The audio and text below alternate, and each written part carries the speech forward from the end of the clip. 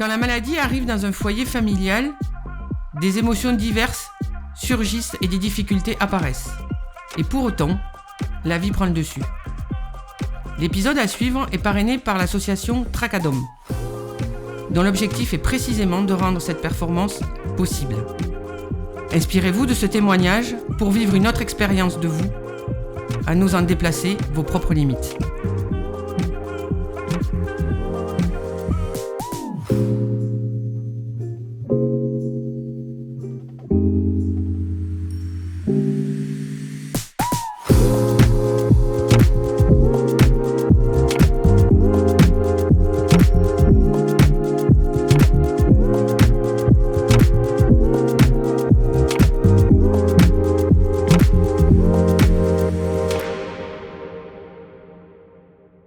Nodji, comment tu te présenterais ? Alors, comment je me présenterais ? Nodji Alem-Yaro, originaire du Tchad, issue d'une famille de 5 enfants, psychologue de formation, ancienne internationale de handball, mère de famille, femme active, femme engagée, et je me considérais aussi et présenterais comme une chanceuse au vu de mon parcours et des épreuves que j'ai pu vivre. Alors, tu dis, je me permets de rebondir, comme une chanceuse, au vu de ton parcours, tu peux nous dire pourquoi tu as eu de la chance au vu de ton parcours ? J'ai eu la chance d'avoir des parents qui ont décidé de quitter le Tchad dans une période de vie où c'était quasiment la guerre. Donc on a eu la chance de pas connaître en fait cet épisode-là, et ils nous ont offert en fait un environnement familial sécure et qui nous a permis de faire des études, et surtout ils nous ont transmis pas mal de belles valeurs. Je pense qui nous permet aujourd'hui de pouvoir être dans un bon fil conducteur et être assez stable dans notre vie. Les valeurs que tu as retenues de tes parents, c'était quoi ? Alors, il y en a plein. Il y a la valeur respect, la valeur travail, la valeur solidarité, entraide, qui est importante. Je ne sais pas si c'est une valeur, mais la résilience également. Donc voilà, c'est des valeurs que ma mère portait et qui étaient très très fortes, et qu'aujourd'hui j'essaye de transmettre aussi à mes enfants, mais surtout je fais en sorte qu'elles me portent et d'être vraiment dans les conserver et vraiment essayer de les respecter un maximum. Et est-ce que tu pourrais aussi nous présenter, on va dire, tes métiers d'aujourd'hui et ton métier d'avant ? Parce que tu as enchaîné plusieurs carrières finalement. Oui. Alors, j'ai été donc internationale de handball. J'ai eu le double projet, donc le double parcours, où en plus ma génération n'était pas celle d'aujourd'hui, où il y a de meilleures conditions pour pouvoir pratiquer. Donc j'ai fait des études de psychologie. Et à côté de ça, j'ai commencé justement à performer au niveau du handball et à devenir, c'était je pense un statut de semi-professionnel, on va dire.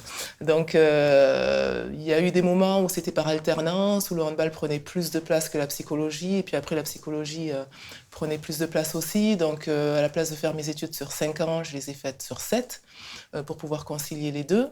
Et dès que j'ai arrêté le handball vraiment professionnel, et surtout avec l'équipe de France, et j'ai basculé dans la vie professionnelle en tant que psychologue. Ce qui veut dire que autant dans ton parcours de jeunesse et de sport et de vie, plus ton parcours professionnel, tu as inventé quelque chose à chaque fois.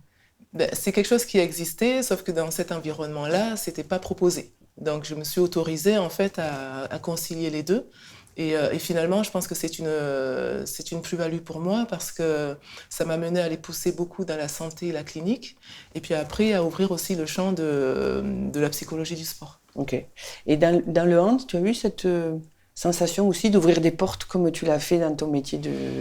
Alors, dans le hand, oui, de par le parcours en fait de l'équipe de France, oui, parce qu'on a eu le premier titre de champion du monde. Déjà en 99, on avait la première médaille sur des championnats de France du monde A, qui avant c'était A, B, C. Et donc oui, on était un peu les précurseurs de ce handball. Et puis après, on a vu aussi le développement des conditions de semi-professionnalisation. Et puis après, j'ai fait partie aussi de cette vague de joueuses qui sont parties à l'étranger. Tandis qu'avant, c'était vraiment pas quelque chose qui était connu. Donc je pense qu'on a semé les premières petites pierres qui aujourd'hui font partie presque du quotidien et d'une normalité chez la handballeuse. Mais nous, c'était quelque chose d'énorme avant.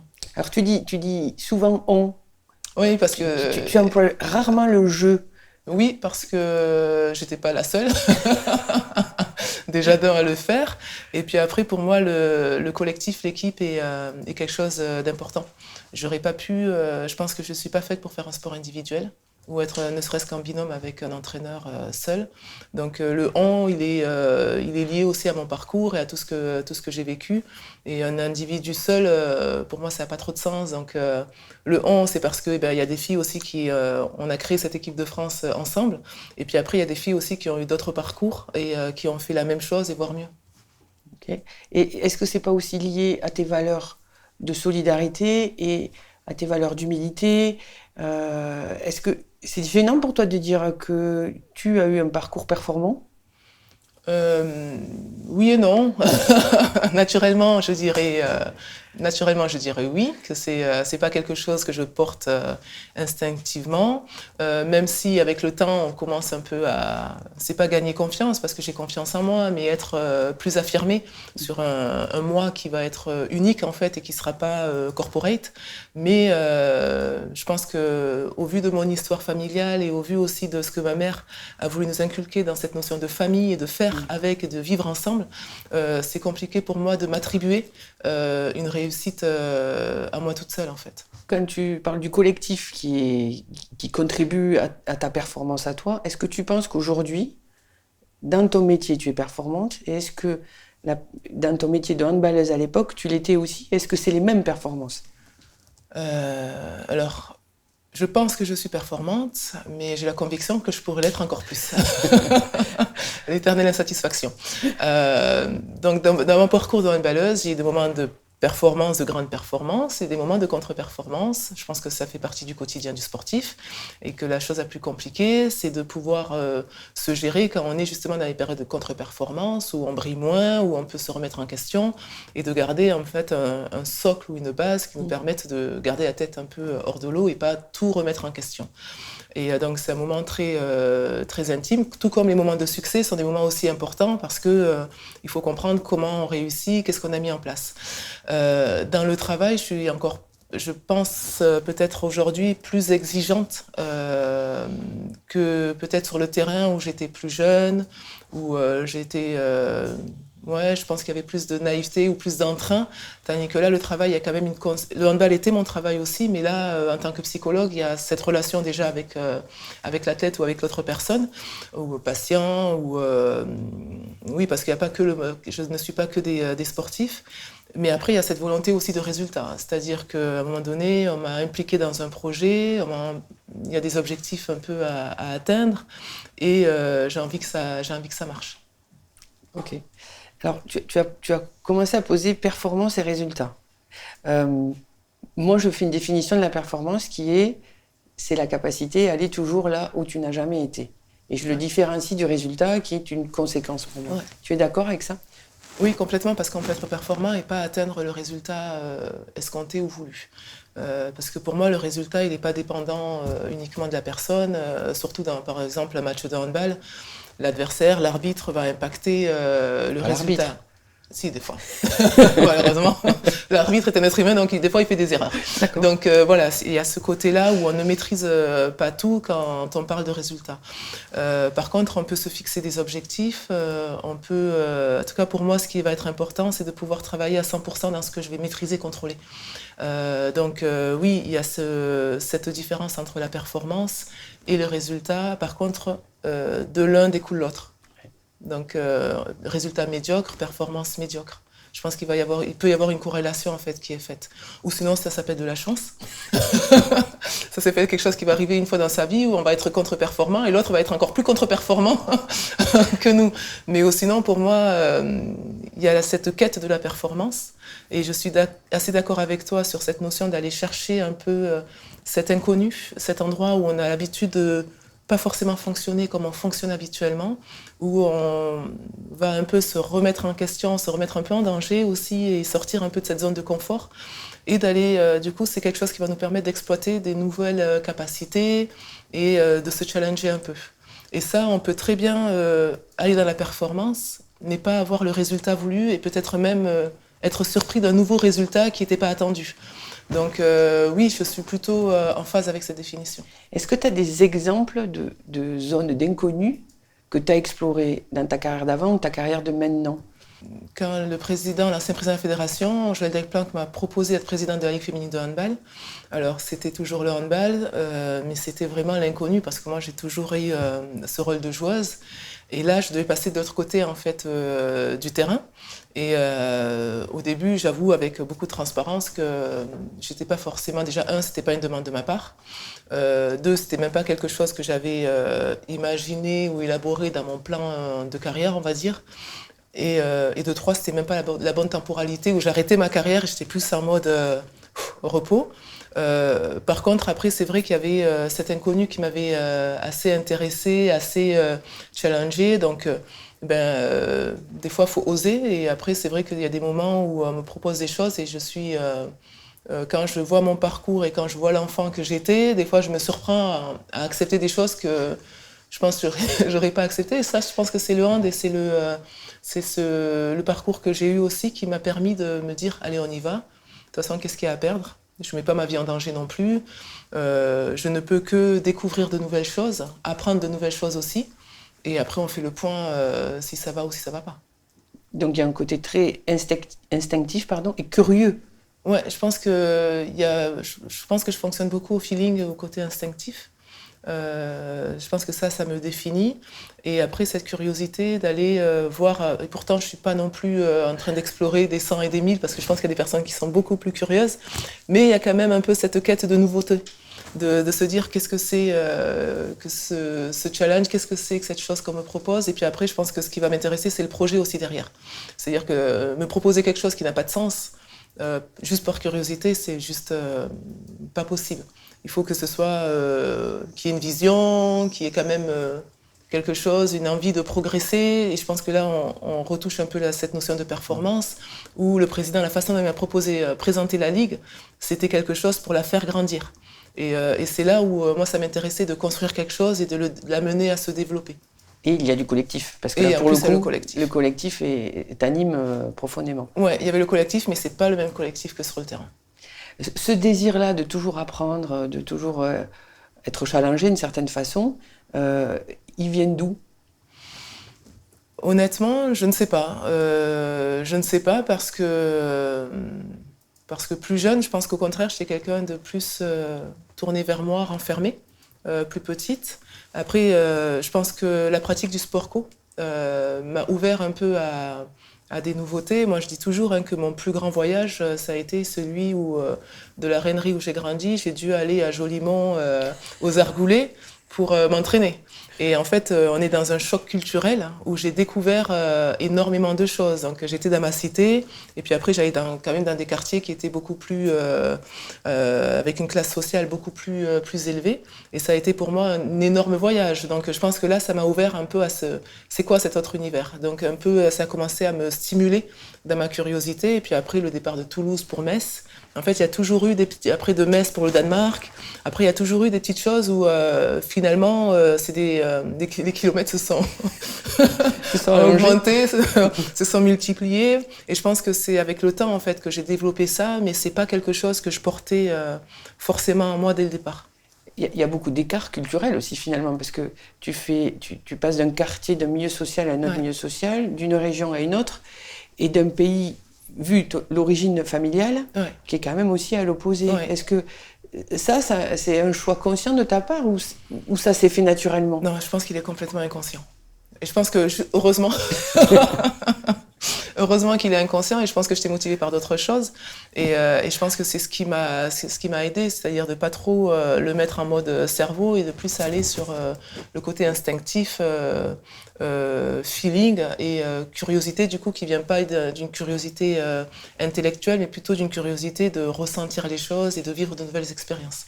Alors, ce que tu dis va nous intéresser beaucoup, et en tout cas sur la notion de performance. Quelle est la valeur clé pour toi qui permet d'être performant et d'aller dans cet inconnu ? Est-ce que c'est d'abord le cœur et après la tête ? Est-ce que c'est tout mélangé ?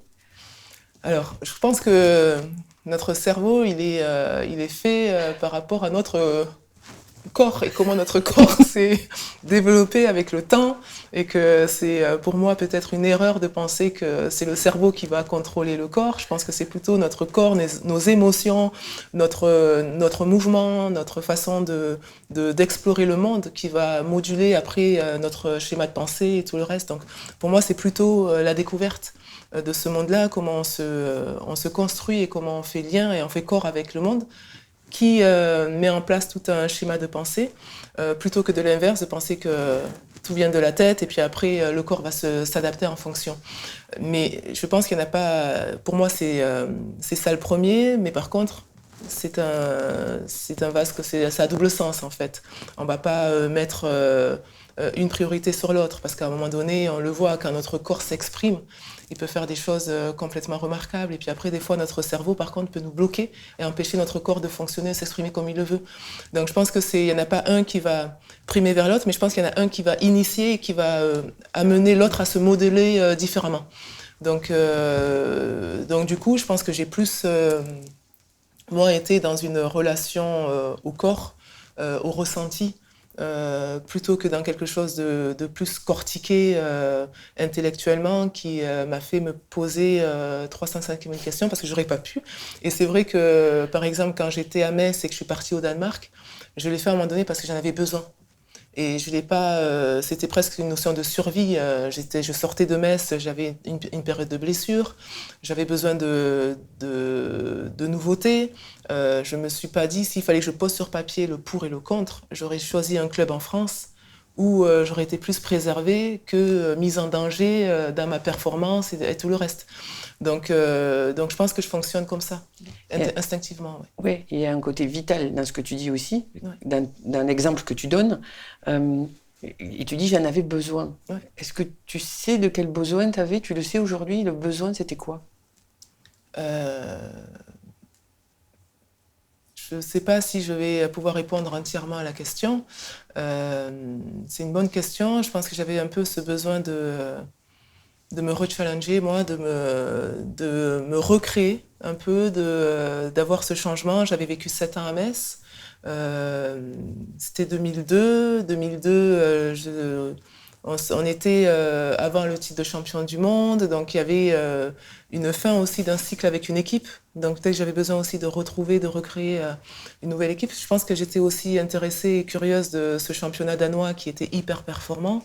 Et je pense que la vie est faite de cycles, et je pense que j'avais besoin aussi d'un nouveau cycle, d'aller me régénérer. Et que je pense qu'à Metz, pourtant je suis partie de Metz, je passais, c'était sur mes dernières années d'université, donc c'était vraiment pas une prise de risque, parce que je suis pas quelqu'un qui va me mettre en danger, en tout cas pas réfléchir sur ce que je vais faire non plus, mais c'était plus compliqué, c'était plus simple pour moi de rester en France très clairement, mais j'avais besoin d'aller me rechallenger, de voir un peu ce que j'étais capable. Quand on est blessé, on doute en fait, on doute, on est fragilisé, on peut se remettre en question, et je pense que j'avais besoin d'aller chercher quelque chose de très grand, en tout cas plus grand que ce que je ne vivais là, ou que je pouvais vivre, pour me dire allez, vas-y, fonce, et tu vas devoir tout mettre pour essayer de réussir ça, et je pense que c'est ce qui va me permettre de me sentir mieux en fait.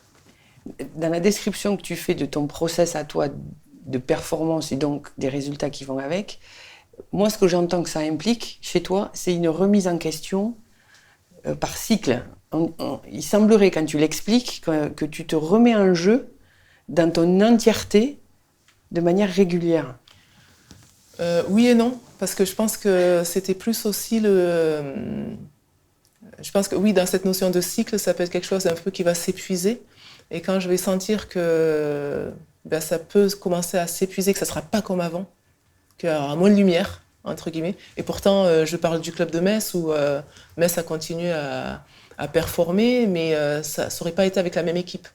Et je pense que quand je sens qu'il y a quelque chose qui commence un peu à s'éteindre, faut que j'aille chercher autre chose. Et je sais que professionnellement, c'est ce qui m'est aussi arrivé, c'est-à-dire que je travaillais dans une clinique et je sentais qu'il y avait quelque chose un peu de l'ordre de la routine qui pouvait s'installer, et on m'a proposé un super challenge, et j'ai pas trop hésité sur ce challenge-là. Donc voilà, je pense que ça fait cycle, dans la mesure où un cycle, c'est quelque chose qui va un peu s'estomper avec le temps et dans cette logique-là, oui.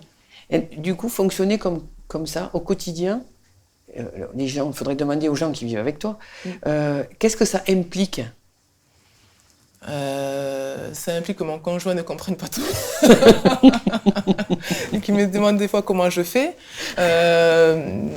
Après, je pense que ça implique déjà de ma part le fait d'être hyper vigilante sur les priorités. Justement parce que sinon après c'est très énergivore et ça peut amener à ce que on mette l'un plus que l'autre et la vie personnelle peut être impactée en fait. Donc ça peut impliquer ça. Donc moi j'ai cette vigilance-là à voir, j'ai mes priorités, elles sont intouchables, mais des fois le quotidien amène à ce que ça s'effrite un peu, en tout cas ça vienne un peu les impacter parce que on est à droite, on est à gauche. Donc ça implique ça. Et puis après ta question par rapport à l'environnement, à l'entourage. Est-ce que l'entourage, est-ce qu'ils le vivent avec toi ? Est-ce que tu les impactes eux ? Est-ce que c'est un travail là aussi collectif ? Finalement, ils sont impliqués dans l'aventure avec toi ? Ils le sont de fait, parce qu'ils le voient. Je pense qu'ils le sont, je pense que je suis soutenue dans ça. Je pense que des fois il y a des incompréhensions aussi parce qu'on n'est pas forcément dans la même dynamique. Également, je sais pas trop en fait. Je pense que mon conjoint directement, lui, ça aura transpiré sur lui. Je pense de manière quand même positive, dans la mesure où ça l'a amené aussi à voir autre chose qu'un quotidien. J'espère, et ça c'est c'est pas une préoccupation, mais c'est mon grand désir, que ça impacte mes enfants tout en conservant ce qu'ils seront eux en tant qu'individus, mais que ça les amène comme moi. Le parcours de ma mère m'a permis d'être ce que je suis aujourd'hui, en tout cas avec beaucoup d'humilité, d'essayer de m'inspirer de ce qu'elle a fait pour pouvoir continuer mon chemin de vie. J'espère que ça leur montrera que on peut réussir à accomplir des choses, quelle que soit la personne que l'on est, quelles que soient les origines que l'on a. Et je mets plus une pièce pour ma fille aujourd'hui parce que le sport féminin est beaucoup moins valorisé que le sport masculin. La société est injuste par rapport à la place de la femme. Donc je sais que moi, il y a eu un moment où quand j'ai pris la présidence, par exemple, ça a été un choix que j'ai fait par rapport à ma fille en disant si je refuse, qu'est-ce que je renvoie à moi comme réponse négative par rapport à moi, et après qu'est-ce que je ne lui montre pas aussi comme chemin du possible. Donc je pense que je ne les impacte pas dans le quotidien, ils le subissent, ils le vivent, mais après moi ma volonté c'est que c'est pas forcément le quotidien, c'est plus un peu un chemin qui pourrait être possible ou quelque chose de cet ordre-là. Après, moi, j'ai la chance d'avoir une famille qui a toujours été très présente, parce qu'on a des valeurs quand même qui vont dans ce sens-là, qui sont plus des valeurs collectives que des valeurs individuelles. Donc, ouais, la famille, c'est hyper important. Alors, je vais prendre un peu le contre-pied. Si tu me permets, tu me tends la perche, je la prends. Le collectif, la famille, le fait que c'est ce qui t'anime, de transmettre aussi, si j'entends, d'ouvrir des portes. Et à côté de ça, j'entends un ego où s'il n'est pas nourri, t'es pas bien. Ouais, non, mais après, il ne faut pas se leurrer. Je parle famille, blablabla. On reste un individu à part entière. Et j'ai mon ego, je pense. Et dans le côté ego, c'est mon moi, en fait. Et mon moi, il n'a pas de sens s'il n'est pas déjà nourri individuellement. Ça, c'est évident. Donc, je me rappelle, Olivier Crombos m'avait sorti une phrase. Et cette phrase, je ne sais pas pourquoi, elle m'a marquée. Et bon, Olivier, dans tout ce côté direct qu'il pouvait avoir, à un moment donné, et il m'a dit, Nodji, ok, tu fais un sport collectif, mais d'abord, le handball, c'est avant tout un sport individuel. Et en fait, ça m'avait percuté dans la mesure où j'étais très collectif après individuel, et lui me mettait l'individualité avant le collectif. Et c'est vrai que ça m'avait fait switcher en me disant, oui, même si je le faisais, j'avais pas cette conscience-là que d'abord c'est individuellement. Et en fait, il faut être des fois égoïste en fait dans un sport co. Et d'abord aussi penser à soi. Et donc moi, je l'ai pris cette phrase-là, pas dans le côté égoïste, faire que pour moi, mais comment je vais aller puiser le meilleur de moi-même, comment je vais donner le meilleur de moi-même pour le mettre au service du collectif. Donc oui, j'ai mon ego que je dois nourrir et il y a des moments où, il y a des fois où j'ai envie d'encore plus le nourrir. Quand je dis ego, c'est-à-dire mes besoins à moi, m'écouter moi, mais je ne le fais pas parce que j'ai conscience et la volonté aussi d'équilibrer tout mon écosystème, ma vie personnelle également. Donc il y a un sacrifice un peu de toi quand même à un moment pour pouvoir garder l'équilibre entre les deux. Oui, je pense que même dans mon travail, c'est-à-dire que, comme on l'a dit, j'ai différentes casquettes. Ça a été pour moi, à un moment donné, j'ai un peu ouvert un peu les chemins des possibles. Et après, de toute façon, je me rendais bien compte que je ne pouvais pas non plus trop les ouvrir parce que je suis pas femme célibataire et que je suis plus toute seule. Et que de toute façon, même si je les ouvrais de trop, à un moment donné, à vouloir trop faire, on n'est plus performant. On est performant partout et nulle part, en fait. On a l'impression qu'on est performant, mais on ne donne pas tout pour aller justement dans les détails, parce que je pense que la performance, elle est cette prise en compte de la globalité, mais elle est aussi d'aller chercher le petit détail qui va faire la différence. Et il y a eu une période où je me suis rendu compte que je commençais à être sollicitée, et moi, l'envie était d'être aspirée par ces sollicitations, mais du coup, je ne pouvais pas. Donc, c'est aussi comment je vais faire le tri, ramener un peu plus des choses vers l'essentiel et conserver un peu une base de ce que j'ai envie de faire par rapport à cet écosystème familial et garder justement, par contre, une profession qui à chaque fois me challenge ou en tout cas me demande d'aller chercher autre chose. Et j'ai la chance de travailler avec l'humain. Donc du coup, l'humain, il est tout le temps à challenger, il est tout le temps compliqué, tout le temps complexe. Donc ça, c'est une force. Quand tu expliques ta performance, qui est quand même issue de plusieurs facteurs, je dirais d'abord de toi, de ton instinct, d'un équilibre aujourd'hui avec ton environnement, comment tu la qualifierais, cette performance? Si tu avais des mots à mettre dessus, tu mettrais quoi? Pour transmettre ça notamment peut-être à tes enfants. Compliqué. Ouais. Pour moi, la performance, elle part dans un premier temps d'une acceptation de ce que l'on est, je pense. Le point de départ, c'est accepter ce que l'on est et ce que l'on a envie de faire et s'autoriser à se dire, quand c'est bien sûr très respectueux de soi et de son environnement, s'autoriser à aller pousser ses portes qui n'aurait pas été poussé si on restait assis sur son fauteuil et qu'on acceptait de voir les choses passer et défiler devant nous. Je trouve que ce qui est dommage, c'est de ne pas saisir sa chance, de ne pas prendre des opportunités, de ne pas être dans cette notion de curiosité aussi et de cette notion d'inconnu. Mais cet inconnu, il n'est pas non plus, c'est pas l'inconnu, c'est pas quelque chose de grandiose. Hein. C'est juste prendre un autre chemin plutôt que d'aller travailler, prendre tout le temps la même route pour aller bosser, se dire tiens, de temps en temps, je vais changer, ça mettra peut-être un peu plus de temps, mais je vais découvrir autre chose et je vais apprendre de moi aussi autre chose. Et je pense que c'est ça. Et puis après, la performance, si chacun arrive à s'enlever un peu cette armure là. Cette chose qui peut nous coincer. Et puis après, c'est quelque chose aussi qui, pour moi, la performance, elle n'a de sens que si elle est inscrite dans quelque chose de collectif. Une personne qui va être performante seule et vouloir faire quelque chose. Après, il y a des personnes qui vont faire des choses énormes, par exemple la montagne, aller... Mais ça, c'est des défis qu'on se lance à soi-même. C'est plus cette notion-là de défi. Et le défi, je le mettrais encore autrement que la performance. Et pour moi, la performance, elle doit s'inscrire dans un collectif parce qu'on est des êtres vivants qui fonctionnent que dans une relation à l'autre. Donc, être soi, s'autoriser à, essayer de mieux se connaître, de mieux s'accepter, tout ça dans un esprit de s'inscrire dans une démarche collective et d'avoir une vision aussi, de savoir où est-ce qu'on veut aller et pourquoi on le fait et mettre du sens en fait. Parce que faire des choses pour faire des choses, être performant pourquoi.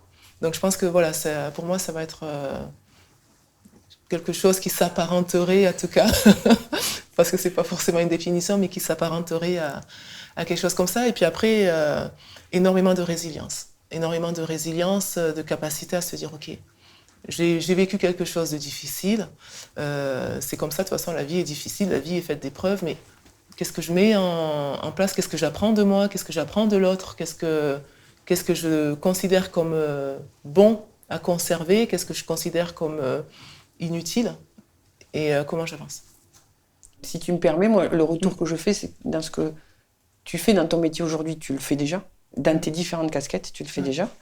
Le besoin de le matérialiser, je sens l'ego qui revient en disant là je suis seule avec moi-même et les gens et c'est moi qui engendre ça et c'est pas que l'écosystème, c'est moi. Ouais, je pense qu'il y a tu de ça, recentres un peu sur toi. Est-ce que ça te parle? Je pense qu'il y a de ça parce que c'est vrai que et après il y a aussi cette notion de rassembler un peu le puzzle parce qu'on a dit qu'il y avait différentes casquettes et après et c'est vrai je m'étais moi à un moment donné questionnée sur ce côté morcelé à droite à gauche peut-être que ça serait bien que j'ai qu'un seul lieu de travail que j'ai jamais réussi à le faire très concrètement mais peut-être il y a aussi cette volonté cette dualité entre avoir qu'un seul lieu de travail et de pouvoir donc l'ego aussi peut-être qui est ce lieu de travail et de pouvoir réunir un peu tout ce que je fais là mais oui, effectivement. Mais je pense qu'il y a aussi cette... Je me suis toujours dit que bon, j'ai la chance d'avoir un métier où, même si la retraite nous l'a reculé, je peux décider de partir plus tard que je ne veux. Donc je me suis toujours dit que c'est peut-être pas maintenant, mais qu'avec l'expérience que je vais acquérir encore sur la quinzaine d'années professionnelles pleines qui me restent, je pense que peut-être cette maison, elle sera... et je pense que ça prendra sens aussi dans cette notion de transmission, plus en fin de carrière, de pouvoir avoir quelque chose de matériel. Et là, je mettrai peut-être mon ego au centre et pour le transmettre. Sûrement. Dernière question, on nous dit, qu'est-ce que tu pourrais, à tous les auditeurs, leur conseiller? Moi, j'ai pas de conseils à donner. Parce que j'aime pas trop cette notion de conseil. Qu'est-ce que tu aimerais leur dire pour qu'ils vivent leur performance, en fait? D'explorer, d'être dans cette notion d'exploration, de découverte, d'oser, de se faire confiance aussi, comment dire, d'oser avoir peur, d'oser avoir des craintes, d'oser avoir plein d'émotions et que tout va bien, quoi. Si c'est bien fait, il n'y a pas de problème avec ça.